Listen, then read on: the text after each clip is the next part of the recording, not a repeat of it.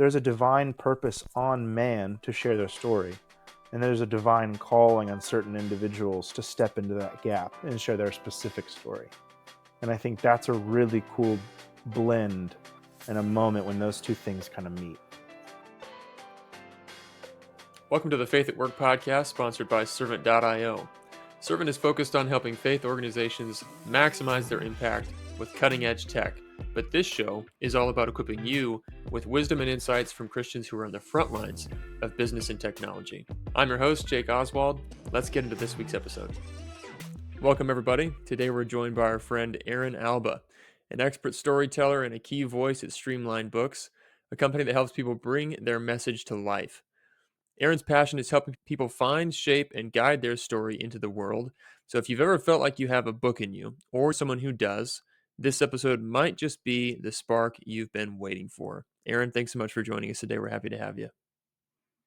Thank you so much, Jake. I appreciate that intro, man. All right, let's start with the first easy question. What kind of people come to Streamline? What usually prompts them to say, all right, that's it. I got a book in me. I need to write it. Yeah, no, that's a great question.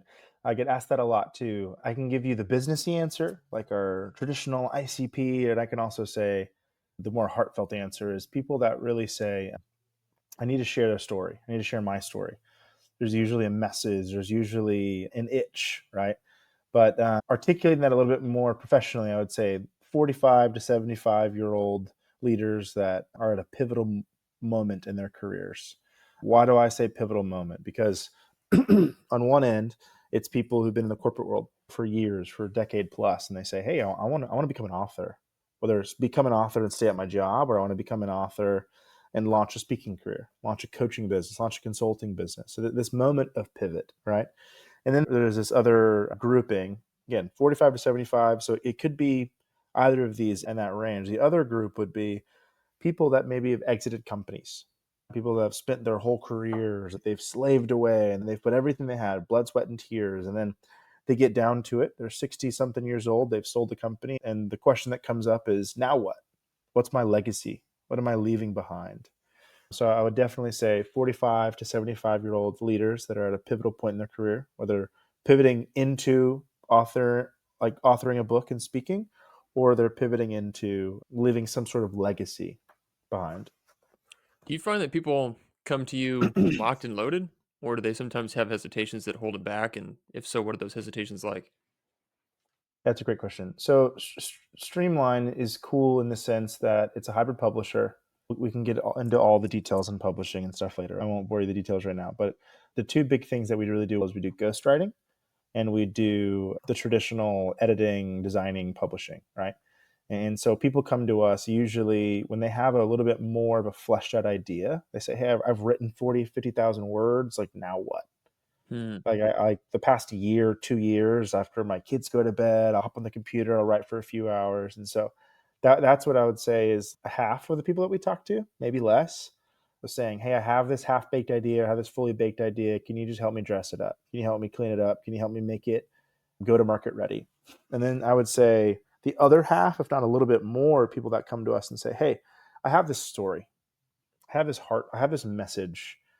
I'm not a writer, which I always challenge people on a little bit, because I think if you are trying to write a book, you are a writer. But some people just, they talk better than they write. So some people come to us and say, hey, I have a story. I can talk a lot. I can do podcasts all the time. I'm in front of board meetings. I do this, that, and the other. All I really want to do is to get my story out there. And I want to use the medium of a book. How do I do that? And we can say, hey, we can ghostwrite your book, which is still your words, still your story, still your heart, still your message.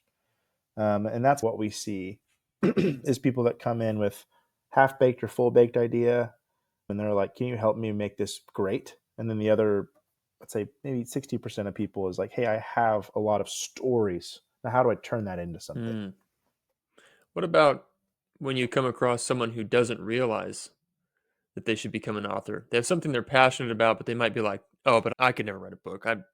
And what are their hesitations, and how do you help them get past them?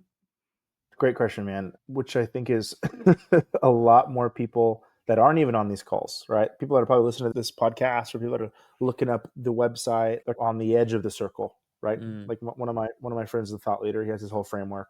And you're at a wedding and there's like the circle, everyone's dancing. They're like, do I go in? Do I not go in? And so those people, there's usually more of those people than there are the authors, right? Where it's like do I have something here? Maybe. Like, how do I put it on paper? Or should I put it on paper? Usually when I talk to people, they'll come in, they'll say, I don't know why I'm having this call with you. I have zero clue. But my friend, blank, mom, sister, wife have been saying I need to write a book for years. And those are some of my favorite people to talk to, because then I get to not just uncover their story, but I get to uncover their confidence. Mm. And I get to be like, hey, there's capability and culpability. Capability is, do you have the ability to write a book? Do you have the stories? Do you have the frameworks? Do you have whatever you want to fill in the blank for? Then culpability is, should you write a book? And I think a lot of the time when people come in with one of those, it's fun. But when people come in with neither of those, but it's there, they just don't know it yet, that's the most fun. Because I get to be like, no, I see this in you. Let's pull it out. And it's a total joy and blessing to get to excavate people's purpose and joy and wisdom. What are some of the common threads and defining characteristics of the ideal author? Are there common Oof. threads or just not at all every color of the rainbow? I would say so. Some people would probably disagree with me, but I think what it comes down to it is, it's like people know, right? It's like when you get married and people are like, oh, like, why that one? Like, why did you say that one? And it's like, you just know. And it's like the cheesiest, most corniest rom com, early 2000s line ever. It's like, when you know, you know. But I think it's like, when I tell people, even on sales calls, like they're on the call that we talked for 45 minutes, and then at the end of it, they're like, I don't know. And I would sometimes ask, why did you schedule this?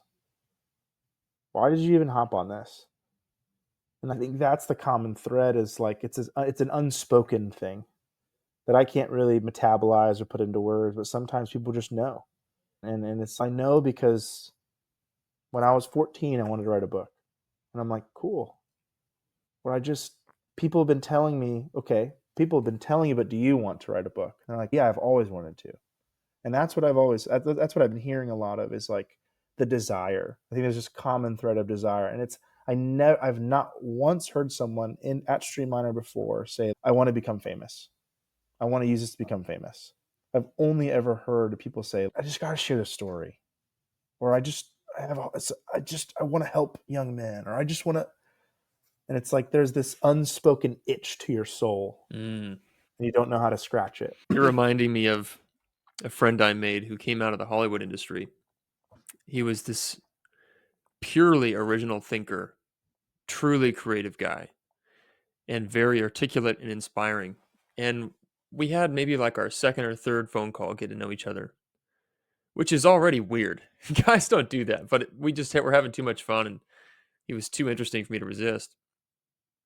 We were talking about my career path, and he was expressing all of this curiosity, and I couldn't really articulate where I was going or why. And he just stopped me and he said, "Jake, I need to ask you something. Not what do you want to do, not what should you do, but what are you compelled to do?"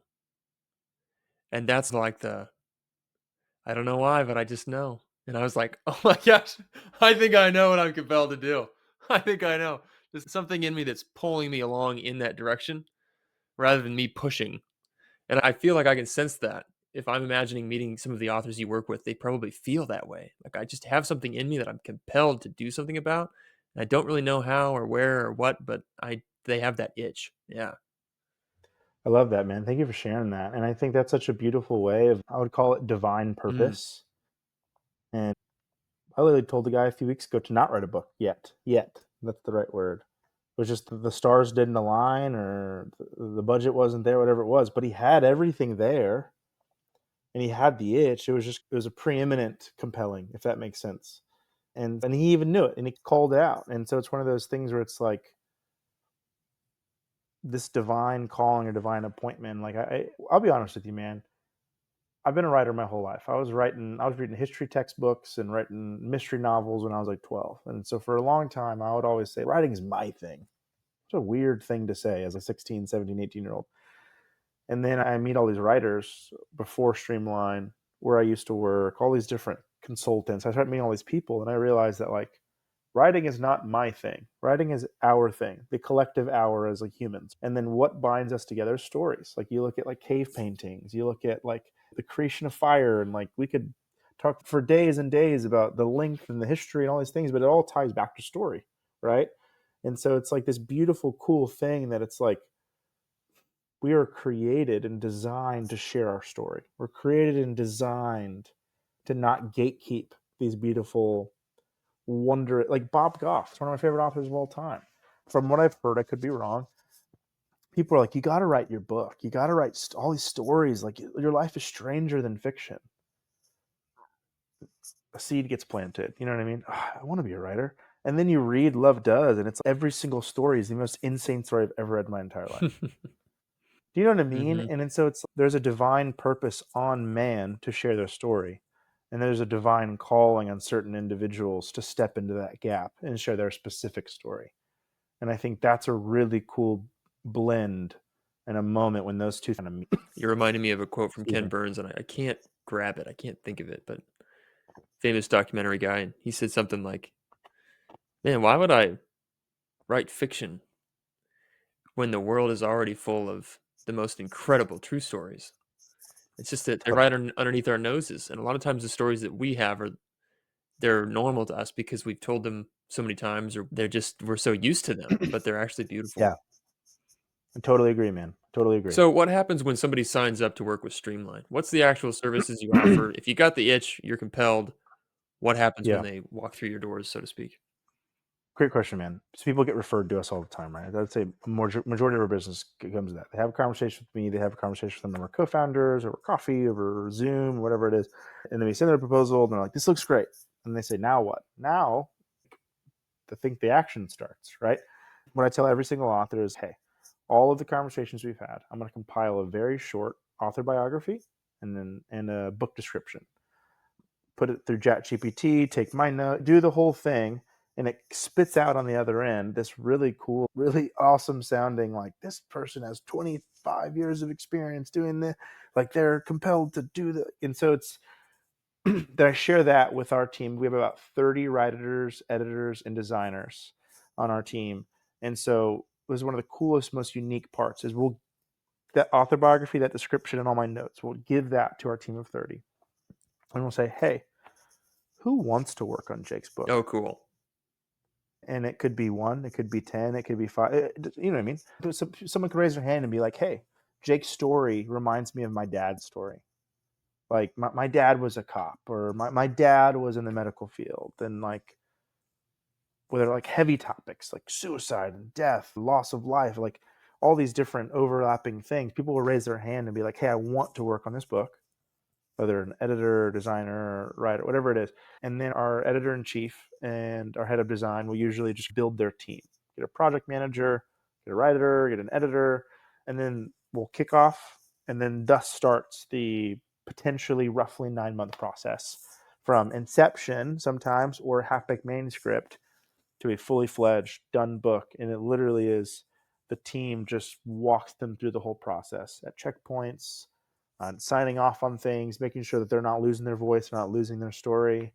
Halfway through, they'll hop on a call with me just to, because I want to champion our authors and hey, how has the process been? Give me any feedback? Can we talk about launch strategies? Can we talk about marketing? Can we talk about some strategy?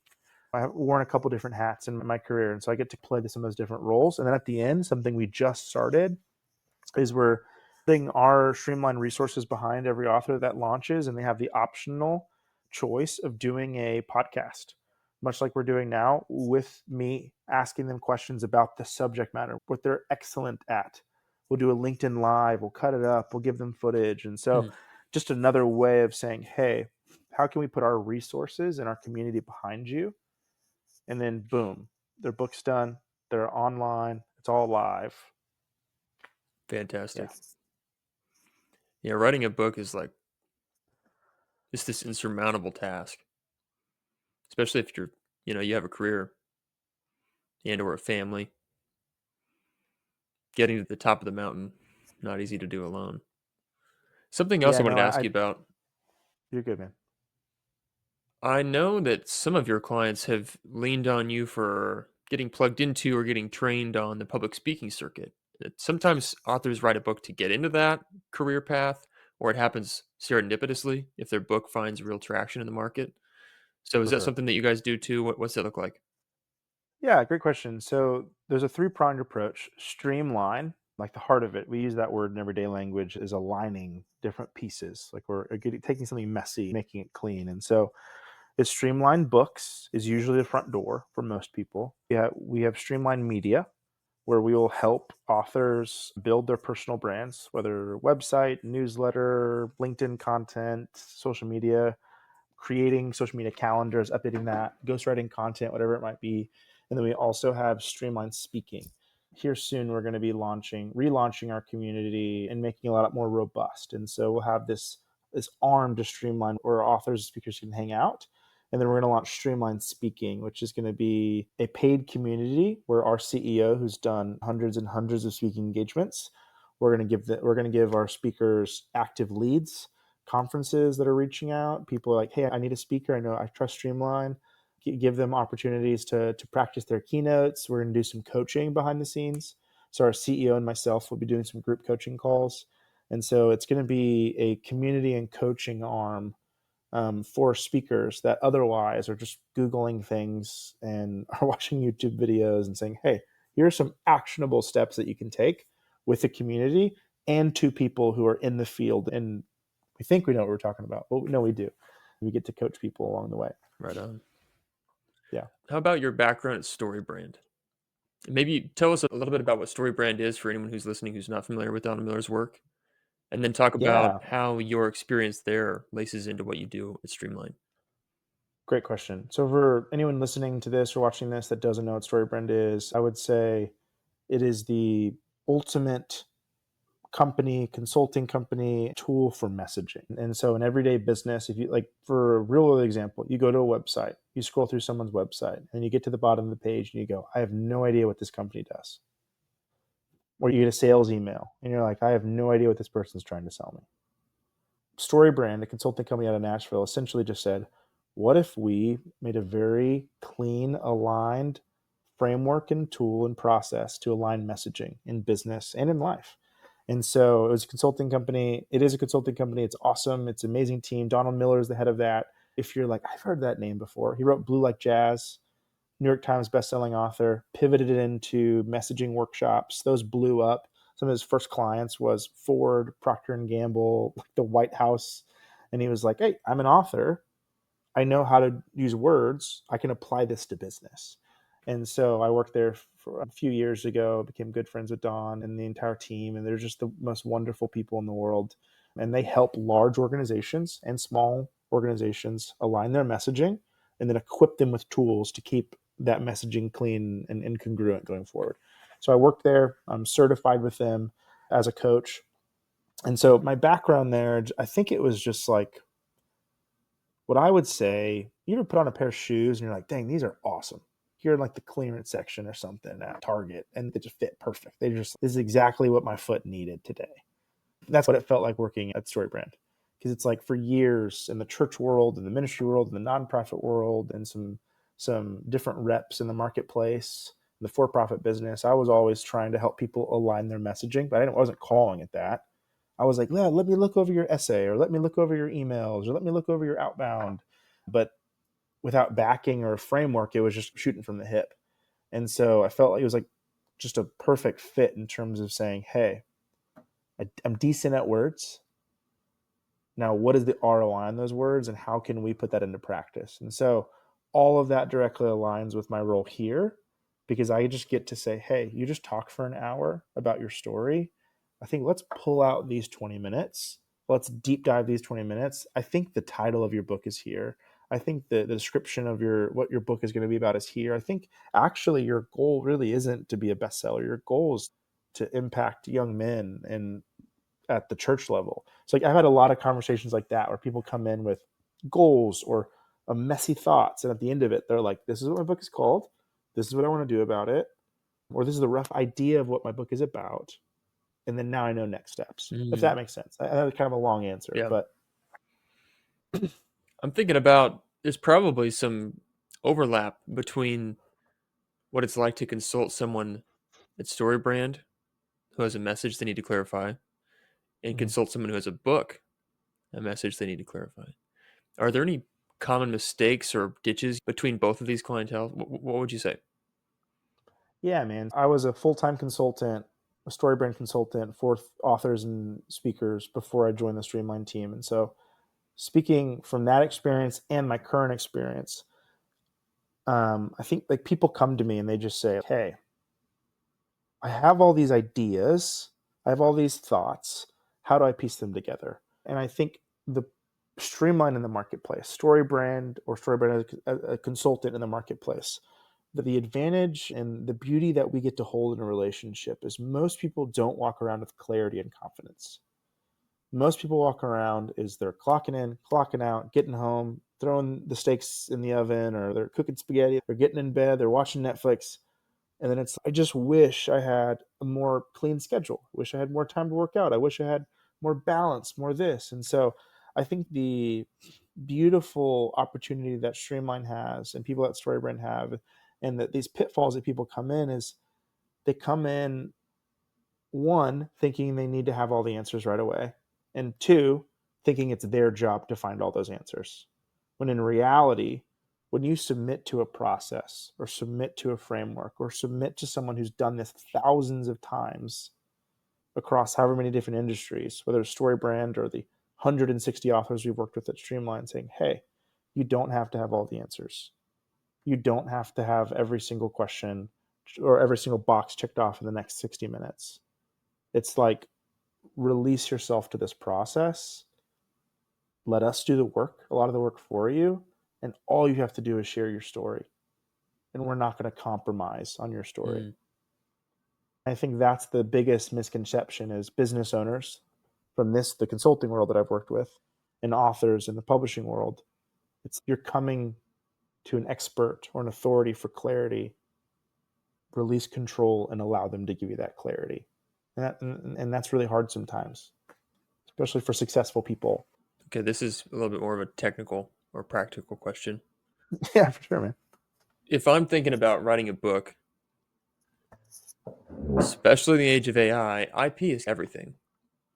And if I'm ghostwriting that out, that's probably the first question I have. Am I sharing or sacrificing any IP? How does that work with Streamline?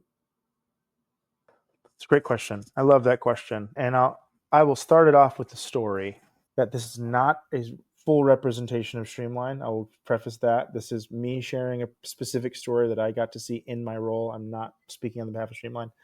But one of our potential clients came to us recently, said, hey, here's a chapter of a ghostwritten chapter of a book for me that this company worked on.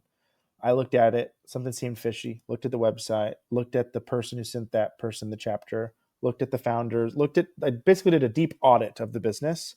I learned that the entire thing was pretty much fabricated, Mm. like fake employees, fake like AI pictures of people who weren't real. The actual employees that looked real, they weren't real. Like they didn't have LinkedIn's, they didn't have social presences. And then I found the people who were in it, and I noticed that they didn't have any experience in the industry. They were like personal trainers. And then it clicked, like the writing, the covers, the website, the image, they're all AI. And so it to me, this injustice button got pushed. And I was like, how are we doing that? How is that happening in this industry? And how do we make sure that we don't lose that? And that's where the job of the ghostwriter comes in, where it's like there's 5 to 8 plus content interview calls. And then at no point in the writing journey, that takes roughly, I don't know, anywhere from 4 to 5 months or so. At no point in that journey does anything that's not from the author's mouth get moved on. So if I'm your ghostwriter, right, and Jake, you're writing about Servant and you're writing about technology, and we're doing a whole book about that, we don't get to chapter 10 without you checking the box on chapter 1 through 9, where we've literally had authors come back and be like, hey, I love what you wrote, blah, blah, blah, but I don't say things like that. And our ghostwriters will come back and be like, great, let's fix it. Let's adjust it. Does that make Makes sense? Or it's perfect like sense. very like, It's a non-negotiable. Mm. I want to change that. Let's change it. It's not like a no, trust our vision. It's no, that's not what it is. We're going to help you never compromise on your story and your voice. That's encouraging to hear. And what about the actual legalities of IP? Is any of that ever shared between Streamline, or is it all preserved for the author? How does that work? Yeah, great question. And so in the industry, a lot of people come in, they don't know a lot. Just like any industry, you're not an expert at it. You're an expert at usually your field. So they come into publishing. It's okay. Like I can talk to this publisher. Every book sale, they take 20%. So, okay. I talk to this big publisher, they take 50%, right? They take 15. And they come to Streamline and we say, great, we take 0% of your royalties of book sales. And then they go, wait, what do you mean?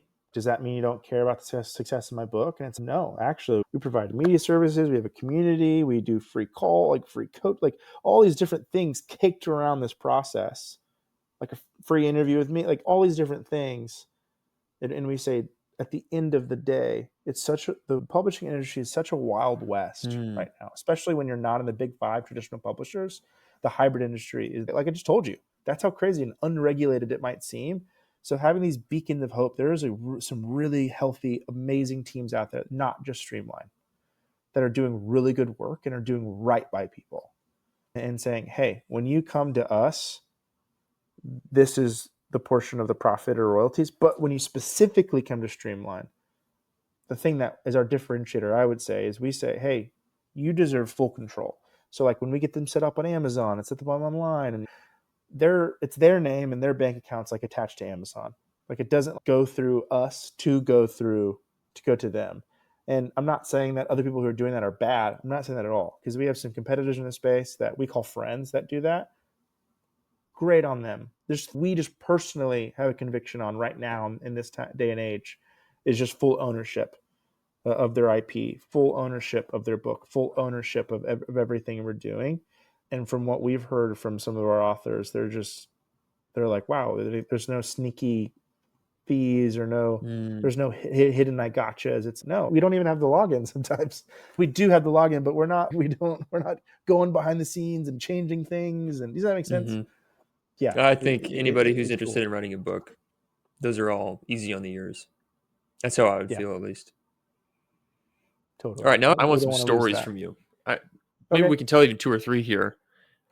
Maybe start off with the story about an author whose book was particularly impactful, or their life story was particularly impactful. It's just a fun one for you to tell. When you're at a dinner party, you like to tell about this author. Yeah. What's cool about it is this book is actually being worked on right now.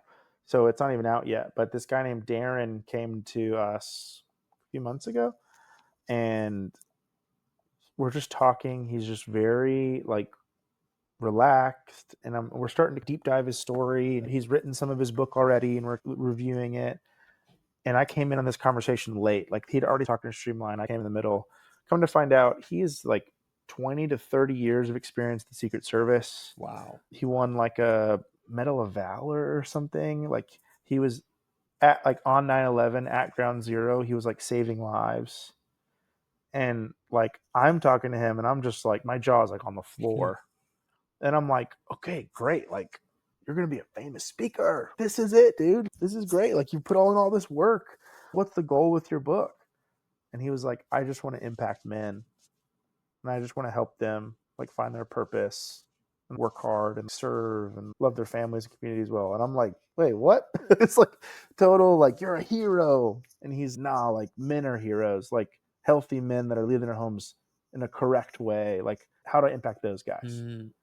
And then he wants to travel and speak at churches and conferences, but he just wants to do it just so he inspires those men.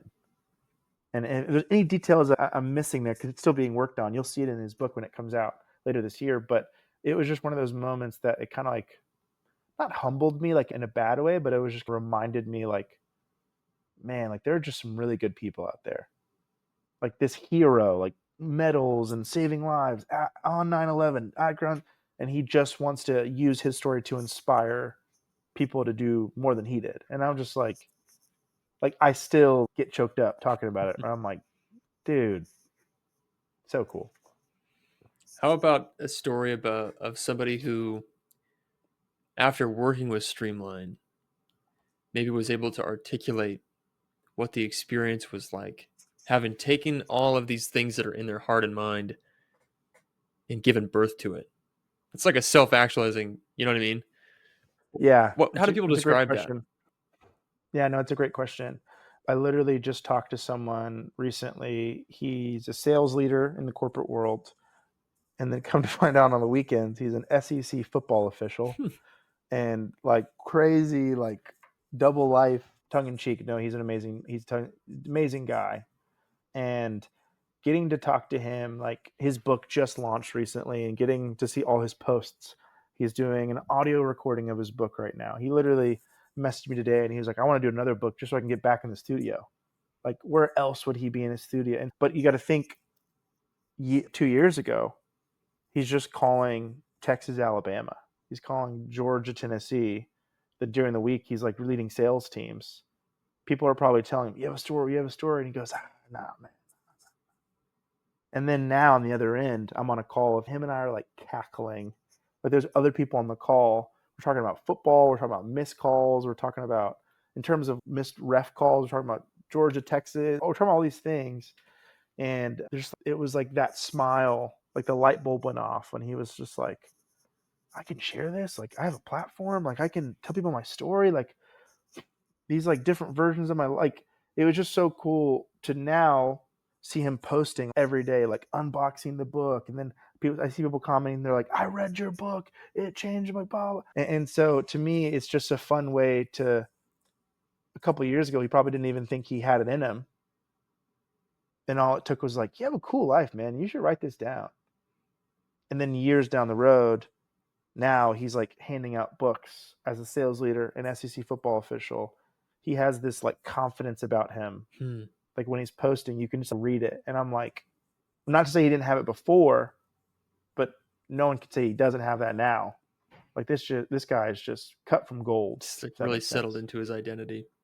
Just so settled in, and he probably always was like that. But like having a book to be like, I did this dang It's a thing. There's a manhood. level of, yeah. It's just so cool. It's I think one of the 3 to 5 or some biggest moments of someone's life. I could be misquoting that, but like one of those could be a book, Hmm. and it's like he just put out this book and it looks awesome. So yeah. Yeah, I feel like there's probably nobody who watches this interview and thinks, yeah, it's not for me. I think most people Yeah. say, this is a marker of a good life if I get to a point where I can say, I think I do have a book worth writing. Yeah. And because that would be fulfilling for, I think, just about anybody. All right, Mm-hmm. here's another question for you. I can think of, it's not hard for me to just think of name after name of people that I know personally or work with professionally who absolutely would be qualified to write a book. They have the experience, the unique perspective, the wisdom, or a story, but maybe the main thing that they're missing is a platform. And it seems to me like quite often, if you want to have a successful podcast or a successful book or anything like that, you really got to come to the table with the 500,000 followers on day one. So if you don't have that, how do you compensate for that? Is that actually a stop sign or can you overcome that? I think in a world that has, what is it, YouTube release numbers, and it's like we have hundreds of thousands of people with hundreds of thousands of followers and millions of, the world is just so hungry right now for like authentic, raw, engaged.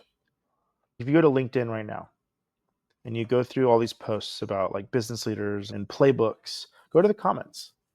How many people does that author of the post respond to? Not a lot. And so when I tell people I don't have 100,000 followers, so, oh, great. Well, that person with 100,000 followers doesn't respond to anybody he knows Hmm. or he doesn't know. He's making a lot of money. And this is a weird analogy, but Alex Ramosi is this big business influencer. One of the things that broke his brain with business was this lady who like ran a business and she had 6,000 followers. That's it. And she was running like $1 million a year business. And he was like, how are you doing it? She said, I had an email newsletter. I had 8 subscribers. My first sale came from my 8th subscriber. And that day, this middle-aged lady who used to be a nurse or something was like, wait a minute, I don't need to have a big audience. I just need to convert on the audience I have. And every single person on the end of that email is a real human being with real feelings and real challenges and a real drive to work and a real lunch break.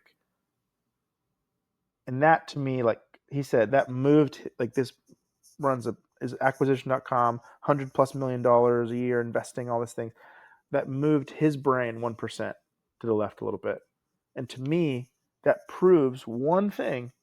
If you filled an entire stadium, if my post on LinkedIn got a 10,000 views, 10,000 views, that's so many people. I have 3,000 followers. And guess what? When I post, I do a dang good job of responding to people because I realize I know the people that are talking to me. Mm. I know their names, I know their stories, I know their kids' names. And so it's like when someone comes to me and says, I don't have a big platform. And it's like, great. How cool is that? They're like, what do you mean? I'm like, now how do we steward the community that you do have? The 500 people that you do have. Still a big that number. Most churches in America are struggling to get 500 people on Sunday mornings.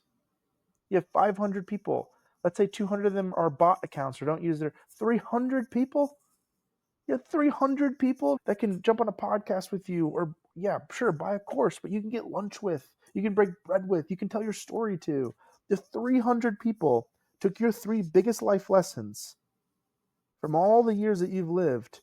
Do you think any of those 300 people would be moved at all? Do you think any of their lives would be a little bit better? Do you think any of the stressors at the end of the day would be a little bit lighter? Probably. So yeah, small audience, let's do it. Not a problem. Yeah, man. Tomorrow is not promised. One of my best friends passed away a little over a year ago, and he left behind, I've told this story a lot online and to people, but he left behind, his wife was 6 months pregnant with their first kid. He had just launched his dream business. It was a brewery in North Austin, Texas, called Obsidian Brewery.